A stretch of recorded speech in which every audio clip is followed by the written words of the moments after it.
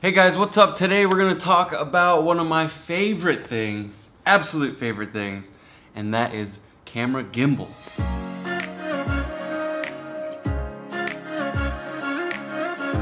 I used to use the Osmo Mobile, and this is DJI's first iteration of a mobile, like cell phone camera gimbal, and it was really nice. But then they came out with the Osmo Mobile 2. This is like one of the first things people do when you pick up a gimbal. They're like, oh, I gotta try and trick it. Honestly, I kinda hate when people do that. Okay, so what we're gonna do is go over some of the differences between the original Mobile and the Mobile 2, some of which I'm a real big fan of, and some of them I think is kinda like not very well thought out. Let's start with charging. So on the original Mobile one, this little headphone jack situation was the only way to charge it, unless you had an external battery charger, in which the Mobile did have removable batteries that you could put in an actual charger and hot swap batteries if you ran low, and you know, that was great. I kinda hated using this little proprietary charging cable that really didn't ever make any sense, so I just bought a charger and I was able to charge 2 batteries at once, so I had enough battery to last me for the whole time I'm shooting. On the Mobile 2, the way to charge it is pretty simple, right on the side with a micro USB cable, and this actually has a built-in battery that is said to last about 15 hours.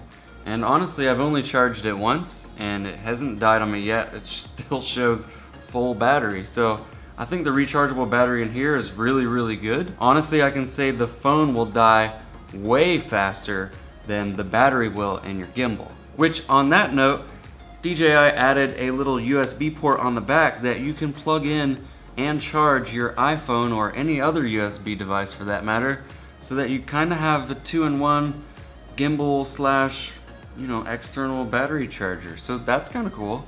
The button layout on the side for the Osmo Mobile original, it's the power button. So you can turn the gimbal on and off with this button, and it also doubles as a sleep mode. So if you just press it once, now the gimbal's kind of free to move. So if you need to stop shooting or whatever, you just put it in sleep mode and then you can do your thing. But when you're ready to shoot again, just pop it down once and it comes back to life. On the Mobile 2, it's been switched to the other side, and instead of being a power button, you now have a digital zoom, which I'm not a real big fan of, because digital zoom, the moment you start to zoom in digitally, it really loses resolution and it doesn't look that great. So honestly, I don't understand why it would even be there in the first place. I don't know.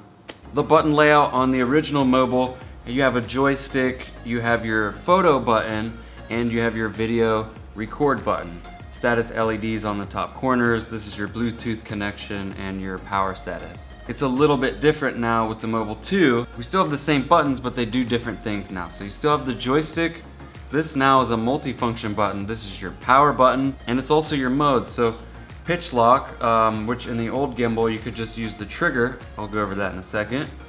Pitch lock is just tap it once, and then the camera kind of stays in that position until you press it again, and then it will follow.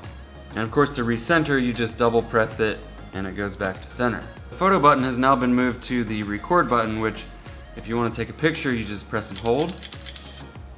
Or if you want to take video, you just press it once. On the original one, it's this little trigger on the back. So you can press and hold the trigger to kind of pitch lock and keep the camera locked in that orientation.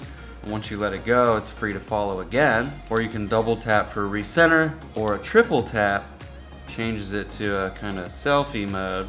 I think the software is pretty much the same between the two. The motion lapse is actually pretty cool. If you haven't seen my recent video I did on the Rhino slider, you'll want to check that out up above, or I'll link it in the description. But basically, creating a motion time lapse is a great way to make a really good looking time lapse. DJI Go app has really nailed a pretty simple solution for a motion time lapse. So you have to choose motion time lapse, and you'll be prompted with this little dialog box. So you create your first position, you tap the image, and then you want to move the camera and then tap it again.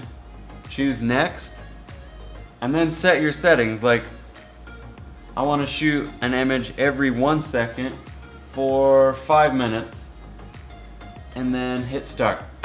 And basically the gimbal is gonna choose both of those points and take a picture for every 1 second as it moves from the first point to the second point, creating a nice little pan and tilt motion time lapse.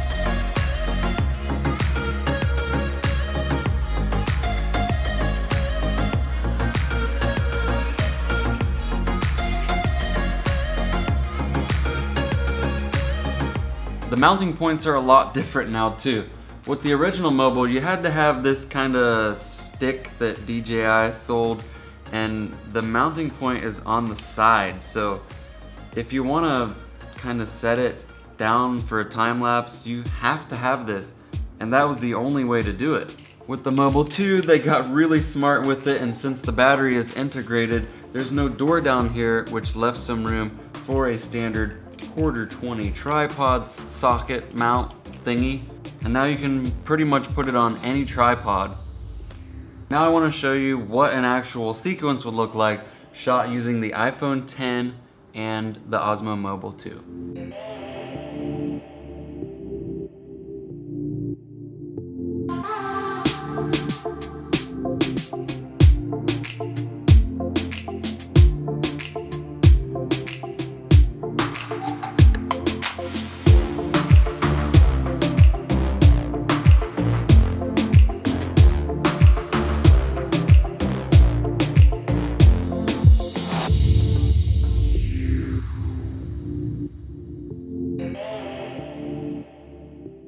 I mean, it turned out really good. I'm very pleased.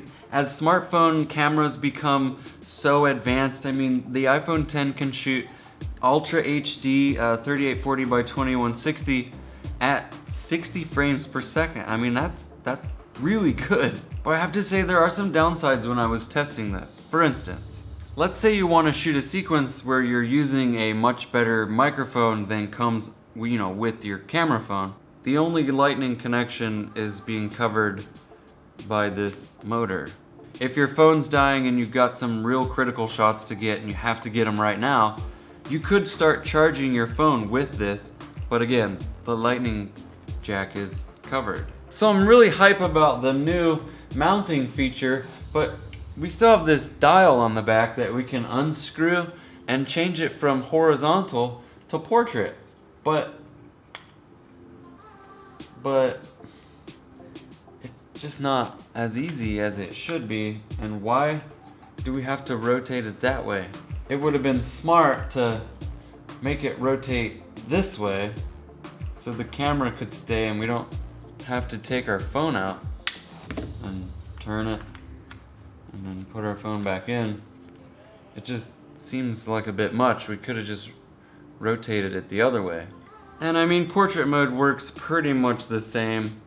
The only issue I have is you can see the motor in the camera, and if you try to push it up a little bit, you gotta push it up pretty high.